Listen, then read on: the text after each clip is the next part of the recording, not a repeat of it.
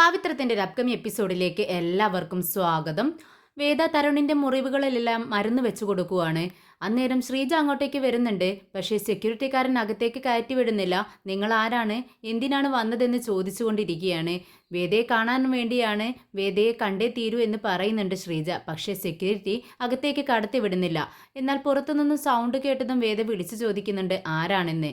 ഇത് കേട്ടതും ശ്രീജ പറയുന്നുണ്ട് വേദയെ ഞാനാണ്, എന്നെ അകത്തേക്ക് കയറ്റി വിടുന്നില്ല എന്ന് പറയുവാണ്. എന്നാൽ ശ്രീജയുടെ സൗണ്ട് കേട്ടതും വേദ സെക്യൂരിറ്റിക്കാരനോട് അകത്തേക്ക് കയറ്റി വിടൂ എന്ന് പറയുക. അങ്ങനെ അകത്തേക്ക് കയറി വരുന്ന ശ്രീജ കാണുന്നത് നമ്മൾ വേദ ചിരിയും കളിയുമൊക്കെയായി തമാശകളൊക്കെ പറഞ്ഞുകൊണ്ട് തരുണിൻ്റെ മുഖത്തെ മുറിവുകളിലെല്ലാം മരുന്ന് വെച്ച് കൊടുക്കുന്ന സീനാണ് നമ്മുടെ ശ്രീജ കാണുന്നത്. ഇത് കണ്ടുകൊണ്ട് ശ്രീജ പറയുന്നുണ്ട് ഞാൻ വന്ന സമയം ശരിയായില്ല അല്ലേ വേദേ എന്ന് ചോദിക്കുമ്പോൾ വേദ പറയുന്നുണ്ട് അതെന്താ ചേച്ചി അങ്ങനെ പറഞ്ഞത്, ഇത് തരുണിൻ്റെ മുഖത്തെല്ലാം മുറിവുകളുണ്ട്, അതിലെല്ലാം മരുന്ന് വെച്ച് കൊടുക്കുകയായിരുന്നു ഞാൻ. ചേച്ചി വന്ന കാര്യം പറയൂ. ഇത് കേട്ടതും ശ്രീജ പറയുന്നുണ്ട് എനിക്ക് കുറച്ച് നിന്നോട് സംസാരിക്കാനുണ്ട് വേദേ. തരുൺ ചോദിക്കുന്നുണ്ട് അല്ല വേദ ഇതാരാണ്. ഉടനെ വേദ ഒരു നിമിഷം ചിന്തിച്ചുകൊണ്ട് പറയുന്നുണ്ട് ഇത് വിക്രമിൻ്റെ ചേച്ചിയാണ്. ഇത് കേട്ടുകൊണ്ട് തരുൺ ശ്രീജയൊന്ന് നോക്കുന്നുണ്ട്. പെട്ടെന്ന് വേദ പറയുന്നുണ്ട് ചേച്ചി ശരി അങ്ങോട്ടേക്ക് ഇരിക്കൂ, ഞാനിതാ വരുന്നു, നമുക്ക് സംസാരിക്കാമെന്ന് പറയുകയാണ്. ഇനി ശ്രീജ അപ്പുറത്തേക്ക് മാറി നിൽക്കുന്നുണ്ട്. പെട്ടെന്ന് വേദ തരുണിനോട് പറയുന്നുണ്ട് തരുൺ ദേ ഇങ്ങനെ തന്നെ ഇരുന്നോളണം, കുറച്ചുകൂടി മരുന്ന് വെക്കാനുണ്ട്, ഞാനിതാ വരുന്നു, ചേച്ചിയുമായി സംസാരിച്ചിട്ട് പെട്ടെന്ന് ഇങ്ങോട്ടേക്ക് വന്നേക്കാം, അതിനു മുന്നേ നീ എഴുന്നേറ്റ് പോകരുത് എന്ന് പറയുകയാണ്. പെട്ടെന്ന് വേദ ശ്രീജയുടെ അടുത്തേക്ക് ചെല്ലുന്നുണ്ട്. പെട്ടെന്ന് വേദ ചോദിക്കുന്നുണ്ട് എന്ത് പറ്റി ചേച്ചി, എന്ത് കാര്യമാണ് എന്നോട് പറയാനുള്ളത്. അല്ല വേദേ നിനക്ക് ഒരു വിഷയം അറിയാമോ, ഒരു വിശേഷമുണ്ട്, നീ അത് അറിഞ്ഞോ എന്ന് ചോദിക്കുകയാണ്. ഉടനെ വേദ പറയുന്നുണ്ട് ഏത് വിശേഷത്തെക്കുറിച്ചാണ് ചേച്ചി പറയുന്നത്, വിക്രം വേറെ വിവാഹം കഴിക്കാൻ പോകുന്നു, ആ വിശേഷത്തെക്കുറിച്ചാണോ ചോദിക്കുന്നത്. ഇതേ നിനക്കിത് മുന്നേ അറിയാമോ. അറിയാമായിരുന്നു, അതിനിപ്പോൾ എന്ത് ചെയ്യണമെന്ന് വേദ ചോദിക്കുകയാണ്. അല്ല നിനക്ക് ഇത് കേൾക്കുമ്പോൾ ഒട്ടും വിഷമം തോന്നുന്നില്ലേ. എനിക്കെന്തിനു വിഷമം തോന്നണം, കൺമുന്നിൽ നിന്നും അവൻ എങ്ങനെയെങ്കിലും ഒന്ന് പോയാൽ മതിയെന്ന് ചിന്തിച്ചുകൊണ്ടിരിക്കുകയാണ്. എന്തായാലും വേറെ വിവാഹം കഴിച്ചു പോയാൽ എന്നെ അവൻ ശല്യം ചെയ്യത്തില്ലല്ലോ. കേട്ടത് ശ്രീജ പറയുന്നുണ്ട് അല്ല വേദേ നീ എത്രമാത്രം അവനെ സ്നേഹിച്ചതാണ്. അതെ ഞാൻ സ്നേഹിച്ചിരുന്നു, അങ്ങനെ സ്നേഹിച്ചതിന് പകരമായി അവനെ എന്നെ നടുത്തെരുവിൽ ഉപേക്ഷിച്ചിട്ട് പോയില്ലേ. ഇതിനും ഞാൻ എന്ത് ചെയ്യണം ചേച്ചി, അവൻ ഉപേക്ഷിച്ചിട്ട് പോയി എന്ന് വെച്ച് നന്നായി ജീവിക്കാതിരിക്കണോ. അപ്പോഴേക്കും തരുൺ അകത്തു നിന്നും വേദേ എന്ന് വിളിക്കുകയാണ്. ഇതാ വരുന്നു തരുൺ, ഒരു 5 മിനിറ്റ് എന്ന് പറയുന്നുണ്ട് വേദ. എന്നിട്ട് ശ്രീജയോട് പറയുന്നുണ്ട് ചേച്ചി നോക്ക് എനിക്കൊരു ജീവിതമുണ്ട്, ആ ജീവിതത്തിൽ അവൻ ഇല്ല, ഞങ്ങൾ മാത്രമേ ഉള്ളൂ. അവൻ ഒരു കല്യാണമല്ല ഒരു 10 കല്യാണമെങ്കിലും കഴിച്ചോട്ടെ, പക്ഷേ ഐ ഡോണ്ട് കെയർ. നിങ്ങളിങ്ങനെ എന്നോടിവിടെ വന്ന് സംസാരിച്ചിട്ട് ഒരു കാര്യവുമില്ല, അവൻ എൻ്റെ ആരുമല്ല, പക്ഷേ നിങ്ങളുടെ സഹോദരനല്ലേ, നിങ്ങളുടെ സഹോദരൻ്റെ കല്യാണത്തിന് നിങ്ങൾ എന്ത് വേണമെങ്കിലും ചെയ്തോളൂ.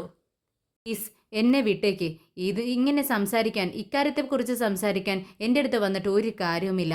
അപ്പോഴേക്കും തരുൺ വീണ്ടും അവിടെ നിന്നും വേദേ നീ എവിടെയാ, ഞാൻ എത്ര നേരമായി ഇങ്ങനെ ഇരിക്കുന്നു എന്ന് പറഞ്ഞുകൊണ്ട് വിളിക്കുന്നുണ്ട്. എനിക്കിവിടെ ഇങ്ങനെ ഇരിക്കാൻ വയ്യ എന്ന് പറയുകയാണ് തരുൺ.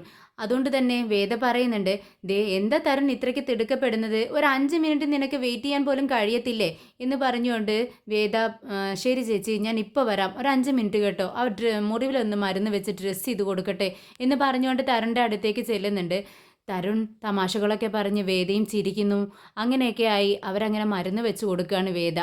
ഇതെല്ലാം കണ്ടുകൊണ്ട് ശ്രീജ നിൽക്കുന്നുണ്ട്. രണ്ടുപേരുടെയും തമാശകളും എല്ലാം കേട്ട് അവർ ചിരിക്കുന്നതും എല്ലാം കണ്ടുകൊണ്ട് ശ്രീജ പുറത്ത് നിൽക്കുവാണ്. ശ്രീജയുടെ കണ്ണിൽ നിന്നും കണ്ണുനീരിങ്ങനെ വരുന്നുണ്ട്. പെട്ടെന്ന് വേദ ശ്രീജയുടെ അടുത്തേക്ക് വരുന്നുണ്ട്. ആ ശരി പറയ് ചേച്ചി, ഇനി എന്തെങ്കിലും എന്നോട് പറയാനുണ്ടോ. ഇത് കേട്ടതും ശ്രീജ പറയുന്നുണ്ട് ഇല്ല വേദേ നിനക്ക് നിന്നോട് ഒന്നും പറയാനില്ല, എല്ലാവരും പറഞ്ഞു ഞാൻ വിശ്വസിച്ചിരുന്നില്ല, പക്ഷേ ഇപ്പോൾ ഞാൻ എല്ലാം നേരിട്ട് കണ്ടു, അതുകൊണ്ട് ഞാൻ വിശ്വസിക്കുന്നു. അപ്പോൾ ഇനി നീയും വിക്രമും കൂടി ഒരുമിക്കാൻ ഒരു ചാൻസും ഇല്ല അല്ലേ വേദ എന്ന് ചോദിക്കുമ്പോൾ വേദ പറയുന്നുണ്ട് ഇല്ല, ഒരു ചാൻസും ഇല്ല, അത് തന്നെയല്ലേ നിങ്ങളോട് ഞാൻ ആദ്യം മുതലേ പറയുന്നത്. ഇത് കേട്ടതും കരഞ്ഞുകൊണ്ട് ശ്രീജ പറയുന്നുണ്ട് നിന്റെ മനസ്സിൽ കുറച്ചെങ്കിലും അവനോട് സ്നേഹമുണ്ടായിരിക്കുമെന്ന് ഞാൻ ചിന്തിച്ചു, പക്ഷേ തെറ്റായിപ്പോയി. ഇപ്പോൾ എല്ലാം നേരിട്ട് കണ്ടപ്പോൾ എനിക്ക് മനസ്സിലായി. പക്ഷേ നീ ഒരുപാട് നേരത്തെ തന്നെ തീരുമാനങ്ങളെല്ലാം എടുത്തു കഴിഞ്ഞല്ലോ, പക്ഷേ ആ തീരുമാനങ്ങളെല്ലാം തെറ്റായിരുന്നു എന്ന് നീ ഒരിക്കൽ മനസ്സിലാക്കും. പക്ഷേ അപ്പോഴേക്കും സമയം ഒരുപാട് വഴുകി കാണും വേദേ. ശരി, എന്തായാലും ഞാൻ പോട്ടെ എന്ന് പറയുമ്പോൾ കാപ്പി കുടിച്ചിട്ട് പോകാമെന്ന് വേദ പറയുന്നുണ്ട്. പക്ഷെ ശ്രീജ വേണ്ട, എനിക്കൊന്നും വേണ്ട, ഞാൻ പോവാണെന്ന് പറഞ്ഞ് അവിടെ നിന്നും ഇറങ്ങുന്നുണ്ട്. വേദ അകത്തേക്ക് വരുന്നുണ്ട്. വേദയോട് തരുൺ ചോദിക്കുന്നുണ്ട്, അല്ല എന്താ വേദേ, അവർ കരഞ്ഞിട്ട് പോകുന്ന പോലെയാണല്ലോ എനിക്ക് തോന്നിയത്. ഇത് കേട്ടതും വേദ പറയുന്നുണ്ട്, അതെ, അത് തോന്നിയതല്ല, ചേച്ചി കരഞ്ഞിട്ട് തന്നെയാണ് പോകുന്നത്. വിക്രമിൻ്റെ വിവാഹമാണ്. ഇത് കേട്ടതും തരുൺ ചോദിക്കുന്നുണ്ട്, വിക്രമിൻ്റെ വിവാഹമോ? ആരുമായിട്ട്? ആ, ഏതോ ഒരു കൺമണിയുമായിട്ട്. ചേച്ചി വന്നത് ആ വിവാഹം ഞാൻ അവനോട് സംസാരിച്ച് മുടക്കണം എന്നായിരുന്നു ചേച്ചിയുടെ ആഗ്രഹം. അത് പറ്റില്ലെന്ന് ഞാൻ പറഞ്ഞു. ആണല്ലോ? ആ, നീ പറഞ്ഞു അല്ലേ? തീർത്ത് പറഞ്ഞല്ലോ നിനക്ക് പറ്റത്തില്ലെന്ന്. ആ, പറഞ്ഞു. അവൻ വിവാഹം കഴിക്കേ കഴിക്കാതിരിക്കേ എന്തുമാവട്ടെ തരുൺ, ഞാനും അവനുമായി ഇനി ഒരു ബന്ധവുമില്ല. അത് ഞാൻ തീരുമാനിച്ചിട്ടുള്ള കാര്യമാണ്. ഇനി അവൻ്റെ ജീവിതത്തിൽ ഞാൻ ഉണ്ടായിരിക്കില്ല, എൻ്റെ ജീവിതത്തിൽ അവനും ഉണ്ടായിരിക്കത്തില്ല. ഞാൻ നടക്കില്ലെന്ന് പറഞ്ഞപ്പോൾ ചേച്ചിക്ക് ഒരുപാട് വിഷമമായി, അതുകൊണ്ടാണ് കരഞ്ഞിട്ട് പോകുന്നത്. ശരി, എന്തായാലും തരുൺ നീ ഇരിക്കെ, നിനക്ക് കാപ്പിയും ഇട്ടുകൊണ്ട് വരാമെന്ന് പറഞ്ഞ് കിച്ചണിലേക്ക് പോകുന്നുണ്ട് വേദ. കമലാമ്മയും ശ്രീജയും വിശ്വവും എല്ലാവരും കൂടെ ജോത്സ്യനെ കാണാൻ വേണ്ടി വരുന്നുണ്ട്. വിക്രമിൻ്റെ ജാതകമെടുത്ത് ജോത്സ്യൻ്റെ അടുത്ത് കൊടുക്കുന്നുണ്ട്. അത് നോക്കിക്കൊണ്ട് ജോത്സ്യൻ പറയുന്നുണ്ട്, നിങ്ങളുടെ മകൻ്റെ വിവാഹം കഴിഞ്ഞതായിട്ടാണല്ലോ ഈ ജാതകത്തിൽ കാണുന്നത്. ഇത് കേട്ടതും കമലാമ്മ പറയുന്നുണ്ട്, ഓൾറെഡി വിവാഹം കഴിഞ്ഞിട്ടുണ്ട്. പക്ഷേ ആ വിവാഹം ഇപ്പോൾ അവർ രണ്ടുപേരും ഒരുമിച്ചല്ല ജീവിക്കുന്നത്. ഇനി അവന് മറ്റൊരു വിവാഹത്തെക്കുറിച്ചാണ് ഞങ്ങൾ ആലോചിക്കുന്നത്. ഇത് കേട്ടതും ജോത്സ്യൻ ഒന്നുകൂടി ജാതകത്തെ നോക്കിയതിന് ശേഷം വീണ്ടും പറയുന്നുണ്ട്, ഇല്ല, നിങ്ങളുടെ മകന് ഒരു ഭാര്യ മാത്രമേ വാഴത്തുള്ളൂ, ഒരു വിവാഹ ജീവിതം മാത്രമേ ഉണ്ടാവത്തുള്ളൂ എന്ന് പറയുകയാണ്. ഇത് കേട്ടതും കമലാമ്മ പറയുന്നുണ്ട്, ഇല്ല, നിങ്ങൾക്ക് തെറ്റി, നിങ്ങൾ ഒന്നുകൂടി നന്നായി നോക്കണം ജാതകം. എൻ്റെ മകൻ്റെ വിവാഹ ജീവിതം ഇപ്പോൾ ശരിയല്ല. അവൾ ആദ്യ ഭാര്യ ഇപ്പോൾ വിവാഹം കഴിച്ച് അതിലൊരു കുഞ്ഞുണ്ട് എന്ന് പറയുകയാണ്. ഇത് ശരിവെക്കുന്നുണ്ട് നന്ദിനിയും. നന്ദിനി വളരെ ഉത്സാഹത്തോടു കൂടിയാണ് ഇതെല്ലാം പറയുന്നത്. ജോത്സ്യനെ അവൾ വേറെ വിവാഹം കഴിച്ചു, അതിലൊരു കുഞ്ഞുണ്ട്, സുഡർ എന്നാണ് പേര്. നിങ്ങൾ ഒന്നുകൂടി വിശദമായി ജാതകം നോക്കൂ എന്നാണ് നന്ദിനിയും പറയുന്നത്. അങ്ങനെ ജാതകം നോക്കിയതിന് ശേഷം അദ്ദേഹം പറയുന്നുണ്ട്, ഇല്ല, നിങ്ങൾ ആ പെൺകുട്ടി വേറെ വിവാഹം കഴിച്ചു എന്ന് ഉറപ്പ് വരുത്തിയോ, നിങ്ങൾക്ക് ഉറപ്പാണോ എന്ന് വീണ്ടും വീണ്ടും ചോദിക്കുകയാണ്. ഉടനെ തന്നെ കമലാമ്മ പറയുന്നുണ്ട്, ശരിയാണ്, ആ കുട്ടി വേറെ വിവാഹം കഴിച്ചു, അതിലൊരു കുഞ്ഞുണ്ട് എന്നുള്ളതും സത്യമാണ്. ഇത് കേട്ട് ജോത്സ്യൻ പറയുന്നുണ്ട്, എങ്കിൽ ശരി, ആ കുട്ടിയുടെ കഴുത്തിലുള്ള താലി അത് ആ കുട്ടിയുടെ കഴുത്തിൽ വിക്രം ഇയാൾ കെട്ടിയ താലി കിടക്കുന്നിടത്തോളം കാലം വേറൊരു കുട്ടിയുടെ കഴുത്തിൽ താലി കെട്ടാൻ ഇദ്ദേഹത്തിന് കഴിയത്തില്ല എന്ന് പറയുകയാണ്. ഇത് കേട്ടതും കമലാമ്മയും വിശ്വവും എല്ലാവരും പരസ്പരം നോക്കുകയാണ്, ഇനി എന്ത് ചെയ്യും എന്നുള്ള മട്ടിൽ. നിങ്ങളുടെ മകൻ കെട്ടിയ താലി ആ പെൺകുട്ടിയുടെ കഴുത്തിൽ ഇപ്പോൾ ഇല്ല എന്ന് നിങ്ങൾക്ക് ഉറപ്പാണോ എന്ന് ജോത്സ്യൻ ചോദിക്കുകയാണ്. ഉടനെ തന്നെ കമലാമ്മ എല്ലാവരുടെ മുഖത്തേക്ക് നോക്കുകയാണ്. എന്നിട്ട് കമലാമ്മ പറയുന്നുണ്ട്, ഇല്ല, ഞങ്ങൾക്ക് അറിയത്തില്ല. നന്ദിനി കമലാമ്മയോട് ചോദിക്കുന്നുണ്ട്, അമ്മേ, ഒരു കല്യാണം കഴിച്ച് അത് ഡൈവോഴ്സ് ആവാതെ തന്നെ വേറൊരു വിവാഹം കഴിക്കുമ്പോൾ ആ ആദ്യം കെട്ടിയ താലി പൊതുവെ എല്ലാവരും അഴിച്ചു മാറ്റത്തില്ലേ എന്ന് ചോദിക്കുകയാണ്. ഒരുപക്ഷെ രണ്ടാമത് വിവാഹം കഴിക്കുമ്പോൾ ആദ്യം കെട്ടിയ താലി അഴിച്ചിട്ടില്ല എന്നുണ്ടെങ്കിൽ ഈ വിവാഹത്തിന് ദോഷമായി തീരും. അതുകൊണ്ട് തന്നെ നിങ്ങൾ ആ താലി അവിടെ ചെന്ന് മേടിച്ചുകൊണ്ട് വരണമെന്ന് പറയുകയാണ് ജോത്സ്യൻ. ഉടനെ തന്നെ വിനയൻ ചോദിക്കുന്നുണ്ട്, അങ്ങനെ ചെയ്തില്ലെങ്കിൽ എന്ത് സംഭവിക്കും ജോത്സ്യ? ഇത് കേട്ടത് ജോത്സ്യൻ പറയുന്നുണ്ട്, ആ, ഞാനതല്ലേ പറഞ്ഞത്, അങ്ങനെയല്ല എന്നുണ്ടെങ്കിൽ ആ പെൺകുട്ടിയുടെ താലി കഴുത്തിൽ ആ താലി ഇപ്പോഴും കിടക്കുന്നുണ്ടെങ്കിൽ ഈ വിവാഹം നടക്കത്തില്ല. ആ പെൺകുട്ടിയുടെ കഴുത്തിൽ നിന്നും ആ താലി ഊരി അത് ഉരുക്കി വേറൊരു താലി പണിത് അത് വേറൊരു പെൺകുട്ടിയുടെ കഴുത്തിൽ കെട്ടുകയാണെങ്കിൽ മാത്രമേ ഈ വിവാഹ ജീവിതം എന്നും നിലനിൽക്കുകയുള്ളൂ എന്ന് ജോത്സ്യൻ തീർത്ത് പറയുന്നുണ്ട്. അത് കേട്ട് എല്ലാവർക്കും വിഷമം തോന്നുവാണ്. പിന്നെ കമലാമ്മയും വിശ്വവും എല്ലാവരും അവിടെ നിന്നും ഇറങ്ങുന്നുണ്ട്. പിന്നീട് വിക്രം വീട്ടിലേക്ക് കയറി വരുവാണ്. അന്നേരം കൺമണി ചോദിക്കുന്നുണ്ട്, വിക്രം, നിങ്ങൾ എന്തിനാണ് കളക്ടർ ഓഫീസിലേക്ക് പോയത്? ഉടനെ തന്നെ രാജേട്ടനും അനിയൻകുട്ടനൊക്കെ ചോദിക്കുന്നുണ്ട്, വിക്രം, നീ കളക്ടർ ഓഫീസിൽ പോയിരുന്നോ? നീ ഇത് ഞങ്ങളോട് പറഞ്ഞില്ലല്ലോ. ഉടനെ തന്നെ വിക്രം പറയുന്നുണ്ട്, ഞാൻ പോയിട്ടുണ്ടായിരുന്നു, അതിനിപ്പോൾ എന്താ പ്രശ്നം? ഉടനെ കൺമണി ചോദിക്കുന്നുണ്ട്, നമ്മുടെ വിവാഹം നടക്കാൻ പോവുമല്ലേ, ഈ സമയത്ത് നിങ്ങൾ എന്തിനാണ് കളക്ടർ ഓഫീസിലേക്ക് പോയത്? ഉടനെ വിക്രം പറയുന്നുണ്ട്, അത് ഞാൻ വേദിയെ കാണാൻ വേണ്ടി പോയതല്ല, സുഡനെ കാണാൻ വേണ്ടി, സുഡനെക്കുറിച്ച് സംസാരിക്കാൻ വേണ്ടി പോയതാണ്. അവൾ എന്നെ സുഡറിനെ കാണാൻ സമ്മതിക്കത്തില്ലെന്ന് പറഞ്ഞു. പക്ഷേ എന്ത് സംഭവിച്ചാലും ഞാൻ കുഞ്ഞിനെ കാണുമെന്ന് അവളോട് വെല്ലുവിളിച്ചിട്ടാണ് വരുന്നത്. ഉടനെ കൺമണി ചോദിക്കുന്നുണ്ട്, സുഡറും നിങ്ങളും തമ്മിൽ എന്താണ് ബന്ധം? നിങ്ങൾ എന്തിനാണ് സുഡറിന് വേണ്ടി ഇങ്ങനെ വാശി പിടിക്കുന്നത്? ഇങ്ങനെ ദേഷ്യം പിടിക്കാനും അവരുമായി സുഡറിൻ്റെ കാര്യം പറഞ്ഞ് വഴക്കിടാനൊക്കെ പോകുന്നത് എന്തിനാണെന്ന് ചോദിക്കുകയാണ്. ഞാൻ കുഞ്ഞിനെ കാണാൻ പോകുന്നതിൽ നിനക്കെന്താണെന്ന് ചോദിക്കുന്നുണ്ട് വിക്രം. ഇത് കേട്ടതും കൺമണിക്ക് ദേഷ്യം വരുവാണ്. ഞാനല്ലാതെ പിന്നെ ആരാണ് നിങ്ങളോട് ചോദിക്കുക? നിങ്ങൾ കളക്ടർ ഓഫീസിൽ പോയ വിവരം എന്നോട് അച്ഛനാണ് പറഞ്ഞത്. അച്ഛൻ അത് കേട്ടിട്ട് ഒരുപാട് വിഷമം തോന്നിയിരുന്നു. അറിഞ്ഞിട്ട് ഒരുപാട് വിഷമം തോന്നിയിരുന്നു. അച്ഛൻ പറഞ്ഞത് കേട്ട് എനിക്ക് തന്നെ വിഷമമായി. നിങ്ങൾ എന്തിനാണ് അങ്ങോട്ടേക്ക് പോയത്? ആ ജീവിതം അവസാനിപ്പിച്ചതല്ലേ നിങ്ങൾ? എന്നിട്ടല്ലേ എന്നെ വിവാഹം കഴിക്കാൻ വേണ്ടി സമ്മതിച്ചത്? പിന്നെ എന്തിനാണ് വീണ്ടും നിങ്ങൾ അങ്ങോട്ടേക്ക് പോകുന്നത്? എന്നാൽ വിക്രം തറപ്പിച്ച് പറയുന്നുണ്ട്, കൺമണി, നിനക്ക് എൻ്റെ ജീവിതത്തിൽ കുറിച്ച് എന്ത് വേണമെങ്കിലും തീരുമാനമെടുക്കാം, എന്നോട് ചോദിക്കാം. പക്ഷേ സുഡർ മോളെ കാണാൻ പാടില്ലെന്നോ അവളോട് സംസാരിക്കാൻ പാടില്ലെന്നോ പറയാനുള്ള അധികാരം നിനക്കില്ല. ആര് പറഞ്ഞാലും ഞാനത് സമ്മതിക്കത്തില്ല, അനുസരിക്കത്തില്ല എന്ന് പറയുകയാണ്. ഇത് കേട്ടതും കൺമണി ചോദിക്കുന്നുണ്ട്, എനിക്ക് അധികാരമില്ലെന്ന് ആര് പറഞ്ഞു? നിങ്ങൾ സുഡർമോളെ കാണണമെന്നും പറഞ്ഞ് ഇടയ്ക്കിടയ്ക്ക് ചെന്ന് വേദയുമായി തർക്കമുണ്ടാകുന്ന സമയത്ത് ആ വേദയ്ക്ക് എന്നോട് ദേഷ്യം തോന്നില്ലേ? അങ്ങനെ എനിക്ക് പ്രശ്നമാവില്ലേ ഇത് കാരണം? നിർത്ത് കൺമണി, അവൾ അങ്ങനെയുള്ള ഒരാളല്ല. അങ്ങനെ ആരെങ്കിലും എന്തെങ്കിലും പറയുന്നത് കേട്ട് ആരുമായും വഴക്കടിക്കുന്ന ഒരാളല്ല വേദ, എനിക്കറിയാം. അതുകൊണ്ട് ഈ സംസാരം ഇവിടെ വെച്ച് നിർത്തിയേക്ക്. ആർക്കോ ജനിച്ചൊരു കുഞ്ഞിന് വേണ്ടി നീ എന്തിനാണ് വിക്രം ഇങ്ങനെ വാശി പിടിക്കുന്നത് എന്ന് ചോദിച്ച് മുഴുവനാക്കുന്നതിന് മുൻപ് തന്നെ വിക്രം തടയുന്നുണ്ട്. നിർത്ത്. നീ എന്താ പറഞ്ഞത്?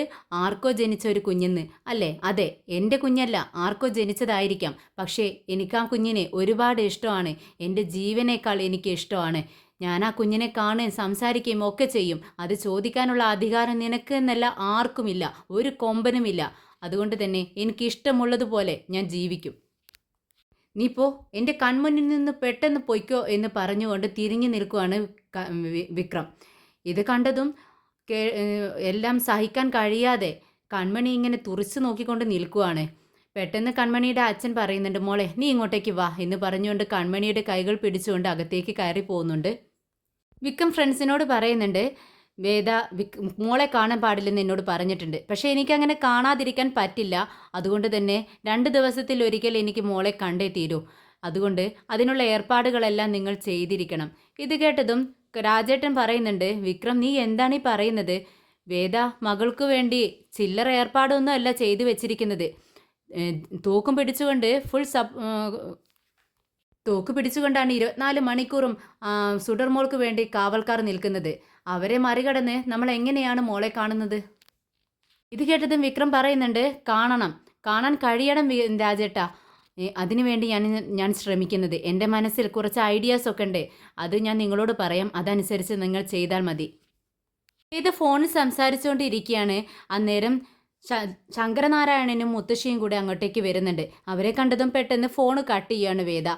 അച്ഛാ, മുത്തശ്ശി വരൂ എന്ന് പറഞ്ഞ് അവരെ അകത്തേക്ക് ക്ഷണിക്കുന്നുണ്ട്. അവരോട് ഇരിക്കാനായിട്ട് പറയുന്നുണ്ട്.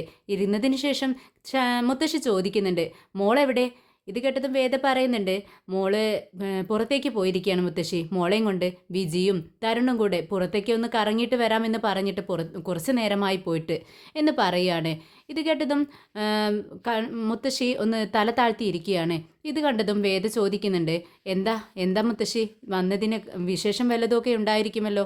എന്തോ പ്രധാനപ്പെട്ട വിഷയമാണെന്ന് എനിക്ക് നിങ്ങളെ കണ്ടപ്പോൾ മനസ്സിലായി. എന്താ കാര്യമെന്ന് ചോദിക്കുകയാണ്. അതെ, വളരെ പ്രധാനപ്പെട്ട ഒരു കാര്യം പറയാൻ വേണ്ടിയാണ് ഞങ്ങൾ വന്നത്. നീ അറിഞ്ഞിട്ടുണ്ടോ മോളെ എന്ന് ചോദിക്കുമ്പോൾ, ഞാൻ അറിഞ്ഞു. അവൻ വിവാഹം കഴിക്കാൻ പോകുന്നു. അതല്ലേ? മോളെ, നീ ഇത്ര നിസ്സാരമായിട്ട് പറയുന്നത് എന്താ? വിക്രം വിവാഹം കഴിക്കാൻ പോകുന്ന കാര്യം നീ നേരത്തെ അറിഞ്ഞിട്ടുണ്ടായിരുന്നോ എന്ന് മുത്തശ്ശി ചോദിക്കുകയാണ്. ഇത് കേട്ടതും വേദ വളരെ രാഘവത്തോടു കൂടി പറയുന്നുണ്ട്, അതിനെന്താ മുത്തശ്ശി, ഞാൻ അറിഞ്ഞിട്ടുണ്ടായിരുന്നു. പിന്നെ നിങ്ങൾ ഇതിനെക്കുറിച്ച് സംസാരിക്കാൻ വേണ്ടി ഇവിടെ ഏത് നിമിഷം എത്തുമെന്നും എനിക്കറിയാമായിരുന്നു. നിങ്ങളോട് 1000 തവണയായി പറയുന്നു, ആ ജീവിതം എൻ്റെ അവസാനിച്ചു. വിക്രമുമായിട്ടുണ്ടായിരുന്ന വിവാഹ ജീവിതം അവസാനിച്ചു. ഇനി അവൻ വിവാഹം കഴിച്ചാൽ എന്താ, കഴിച്ചില്ലെങ്കിൽ എന്താ മുത്തശ്ശി എനിക്ക്? നിങ്ങൾ എന്തിനാണ് വീണ്ടും ഇതിനെക്കുറിച്ച് സംസാരിക്കാനായി എൻ്റെ അടുത്തേക്ക് വരുന്നത്? എത്ര നിസ്സാരമായിട്ടാണ് നീ ആ ജീവിതം അവസാനിച്ചു എന്ന് പറയുന്നത്? അങ്ങനെ അവസാനിപ്പിച്ചു പോവോ മോളെ ആ ജീവിതം? നിന്നെ ഞാൻ ഇങ്ങനെയാണോ പഠിപ്പിച്ചു വെച്ചിരിക്കുന്നത്? ഇത് കേട്ടതും വേദ പറയുന്നുണ്ട്, ദേ മുത്തശ്ശി, ഞാൻ നിങ്ങളോട് പറഞ്ഞിട്ടുണ്ട്, എനിക്കിനി അങ്ങനെ ഒരു ജീവിതം ഉണ്ടായിരിക്കില്ല. എന്തിനാണ് നിങ്ങൾ എന്നെ ഇങ്ങനെ ടോർച്ചർ ചെയ്യുന്നത്? ഉടനെ തന്നെ ശങ്കരനാരായണൻ ചോദിക്കുന്നുണ്ട്, വേദേ, നീ നിന്റെ കാര്യം മാത്രമേ ചിന്തിക്കുന്നുള്ളൂ. സുഡർമോളെക്കുറിച്ച് നീ ചിന്തിക്കുന്നുണ്ടോ? അവളുടെ ഭാവിയല്ലേ നശിക്കുന്നത്. പെട്ടെന്ന് വേദ, അച്ഛാ വേണ്ട, മോളെക്കുറിച്ച് ഒന്നും സംസാരിക്കണ്ട. അവൾക്ക് വേണ്ട എല്ലാ പഠിപ്പും സൗകര്യങ്ങളും വിദ്യാഭ്യാസവും എല്ലാം ഞാൻ അവൾക്ക് കൊടുത്തോണ്ടിരിക്കുകയാണ്. പിന്നെ എന്തിനാണ് അവളെക്കുറിച്ച് നിങ്ങളിങ്ങനെ ആശങ്കപ്പെടുന്നത്? അവളുടെ ജീവിതത്തിൽ ഒരു കുറവും ഉണ്ടാവില്ല. അങ്ങനെയാണ് ഞാൻ അവളെ വളർത്തിക്കൊണ്ടുവരുന്നത്. എന്തിനാ വേദ നീ ഇങ്ങനെ അഭിനയിക്കുന്നത്? എന്തിനാണ് നിനക്ക് ഇത്രയും പിടിവാശി? നീ പുറമേ വിക്രമിനോട് ദേഷ്യം കാണിക്കുമെങ്കിലും നിന്റെ ഉള്ളിൽ വിക്രമിനോട് സ്നേഹം മാത്രമേ ഉള്ളൂ എന്ന് എനിക്കറിയാം. വിക്രമിനും നിന്നെയാണ് ഒരുപാട് ഇഷ്ടം. വിക്രമിൻ്റെ മനസ്സിൽ നീ മാത്രമേ ഉള്ളൂ, അതും എനിക്കറിയാമെന്ന് ശങ്കരനാരായണൻ പറയുന്നുണ്ട്. അച്ഛാ, നിങ്ങൾ എന്തിനാണ് പിന്നെയും പിന്നെയും ഇത് തന്നെ പറഞ്ഞുകൊണ്ടിരിക്കുന്നത്? അത് അവസാനിച്ചു പോയ ഒരു ജീവിതം, അത് ഉടഞ്ഞു പോയി. ഇനി അത് വാർത്തെടുക്കാൻ ഒരിക്കലും പറ്റത്തില്ല. എന്തായാലും ഇനി അങ്ങനെ ഒരു ജീവിതം എനിക്ക് ഉണ്ടാവില്ല എന്ന് പറയുകയാണ്. ഇത് കേട്ടത് ശങ്കരനാരായണൻ പറയുന്നുണ്ട്, നീ അങ്ങനെ പറയരുത് മോളെ. അവസാനിച്ചു ആ ജീവിതം എന്ന് പറയരുത്. നീ ഇപ്പോഴും അവൻ്റെ ഭാര്യയാണ്, അവൻ്റെ താലിയാണ് നിന്റെ കഴുത്തിൽ കിടക്കുന്നത്. ഇത് കേട്ടതും വേദ പറയുന്നുണ്ട്, അച്ഛനിപ്പോൾ എന്താ വേണ്ടത്? അവനും ഞാനും തമ്മിലുള്ള ഡൈവോഴ്സ് നടക്കണം, അതാണോ വേണ്ടത്? എന്താ മോളെ നീ ഇങ്ങനെയൊക്കെ പറയുന്നത്? സുഡർമോളിൽ നിന്നും അവളുടെ അച്ഛനെ നഷ്ടമാകുന്ന വിധത്തിൽ അടർത്തിയെടുക്കുന്നത് ഒരുപാട് വിഷമമുള്ള കാര്യമല്ലേ? ഒരിക്കൽ വിക്രം ഇത് അറിയുന്ന നിമിഷം ആകെ പ്രശ്നമാവില്ലേ? അവൻ ചോദിക്കില്ലേ നിന്നോട്, എന്തിനവൻ്റെ മകളെ അവനിൽ നിന്നും അകറ്റി എന്ന് അവൻ ചോദിക്കില്ലേ എന്ന് ചോദിക്കുമ്പോൾ വേദ പറയുന്നുണ്ട്, അങ്ങനെ അറിയുന്ന നിമിഷം അവൻ ചോദിക്കട്ടെ. ഏത് കോടതിയും ഒരു ഗുണ്ടയ്ക്ക് തൻ്റെ മകളെ വളർത്താനുള്ള അധികാരം ഒരു കോടതിയും കൊടുക്കത്തില്ല. നിയമവശങ്ങളൊക്കെ എനിക്കും അറിയാച്ചാ. അപ്പോൾ അതിനുള്ള മറുപടി കൊടുക്കാനും എനിക്ക് നന്നായിട്ട് അറിയാം. അതിനെക്കുറിച്ച് ചിന്തിച്ച് ആരും വിഷമിക്കേണ്ട ആവശ്യമില്ല. എന്തായാലും എനിക്കിനി മറുത്തൊരു തീരുമാനവുമില്ല. എൻ്റെ ലാസ്റ്റ് തീരുമാനം തന്നെയാണ് ഇത്. എനിക്ക് ഒരു ജീവിതം അവനുമായിട്ട് ഇനി ഇല്ല. എനിക്കെൻ്റെ മോളെ മാത്രം മതി. എൻ്റെ മോളെ ഞാൻ പൊന്നുപോലെ വളർത്തും എന്ന് പറയുകയാണ്. എന്തായാലും ഇനി നിങ്ങൾക്ക് വേറെയൊന്നും പറയാനില്ലെങ്കിൽ ഇവിടെ നിന്നും പോവാം എന്ന് പറയുകയാണ്. എന്നാൽ ശങ്കരനാരായണനും മുത്തശ്ശിയും പരസ്പരം നോക്കുവാണ്. തങ്ങളിനി ഒന്നും പറഞ്ഞിട്ടൊരു കാര്യവുമില്ല, വേദ അനുസരിക്കില്ലെന്ന് അവർക്ക് മനസ്സിലായതോടെ അവിടെ നിന്നും അവർ ഇറങ്ങിപ്പോവാണ്. കമലാമ്മ വീട്ടിലിങ്ങനെ ആലോചിച്ചുകൊണ്ടിരിക്കുകയാണ്. ഇത് കണ്ടതും വിഷൻ ചോദിക്കുന്നുണ്ട്, എന്താ അമ്മ ഇങ്ങനെ ആലോചിച്ചുകൊണ്ടിരിക്കുന്നത്? അല്ല, ആ ജ്യോത്സ്യൻ പറഞ്ഞത് നിങ്ങളെല്ലാവരും കേട്ടതല്ലേ? ആ വേദിയുടെ അടുത്ത് നിന്നും ആ താലി എങ്ങനെയെങ്കിലും ഇങ്ങോട്ടേക്ക് മേടിച്ചു കൊണ്ടുവരണം. ഇത് കേട്ടതും വിനയം പറയുന്നുണ്ട്, അല്ല അമ്മേ, ആ ജ്യോത്സ്യൻ പറഞ്ഞത് വിക്രമിന് ഒരു വിവാഹം മാത്രമേ വാഴൂ എന്നല്ലേ? അപ്പോൾ അതിനർത്ഥം ആ വേദ മാത്രമാണ് അവൻ്റെ ഭാര്യയായി ഭാവിയിൽ ഉണ്ടാവൂ എന്നല്ലേ അതിനർത്ഥം? ഇത് കേട്ടതും ശ്രീജയും പറയുന്നുണ്ട്, അമ്മേ, ഞാനും അത് ചോദിക്കാനിരിക്കുകയായിരുന്നു. ചിലപ്പോൾ വേറൊരു വിവാഹം വിക്രമിന് ഉണ്ടായിരിക്കില്ല. വേദമായിട്ടുള്ള ജീവിതം തന്നെയായിരിക്കും അവനുണ്ടായിരിക്കുക. ഇത് കേട്ടതും നന്ദിനി പറയുന്നുണ്ട്, എന്താ ചേച്ചി ഇത്? അവർ പറയുന്ന വട്ട് കേട്ട് നിങ്ങളും അതിന് സപ്പോർട്ട് ചെയ്യുകയാണോ? അവൾ വേറെ വിവാഹം കഴിച്ചത് എല്ലാവർക്കും അറിയാവുന്ന കാര്യമല്ലേ? ആദ്യം കെട്ടിയ താലി കഴുത്തിലുണ്ടായിരിക്കുമ്പോൾ മറ്റൊരു താലി ഏതെങ്കിലും പെണ്ണ് കഴുത്തിലിടുമോ? ഇത് കേട്ടതും വിശ്വം പറയുന്നുണ്ട്, ശരിയായിരിക്കാം നന്ദിനി. അപ്പോൾ അവളുടെ കയ്യിൽ ആ താലി ഉണ്ടായിരിക്കും അല്ലേ എന്ന് ചോദിക്കുകയാണ്. ഉടനെ തന്നെ നന്ദിനി പറയുന്നുണ്ട്, ഏയ് ഇല്ല ഇല്ല, എന്തായാലും ആ താലിയെല്ലാം അവൾ ഡോക്ടർ താലി കെട്ടുന്ന സമയത്ത് വലിച്ചെറിഞ്ഞിട്ടുണ്ടായിരിക്കും എന്ന് പറയുമ്പോൾ വിശ്വം പറയുന്നുണ്ട്, എന്താ നന്ദിനി നീ ഈ പറയുന്നത്? അങ്ങനെ വലിച്ചെറിയാൻ പറ്റുന്നതാണോ ഈ താലി? അത് സ്വർണം കൊണ്ടുള്ള താലിയല്ലേ? അപ്പോൾ പിന്നെ അത് അവൾ സൂക്ഷിച്ചു വെച്ചിട്ടുണ്ടാവും. ഇത് കേട്ടതും കമലാമ്മ പറയുന്നുണ്ട്, ശരി വിശ്വ, എന്തായാലും നീ ആ താലി വേദയുടെ കയ്യിൽ നിന്നും മേടിച്ചുകൊണ്ട് വരണം. ഇത് കേട്ടതും വിശ്വം പറയുന്നുണ്ട്, എന്താ അമ്മ ഈ പറയുന്നത്? എനിക്കതിന് സാധിക്കില്ല. ഞാൻ എങ്ങനെയാണ് വേദയുടെ മുഖത്ത് നോക്കി ആ താലി എനിക്ക് വേണമെന്ന് പറയുന്നത്? എന്നെക്കൊണ്ട് അങ്ങനെയൊന്നും പറ്റത്തില്ല.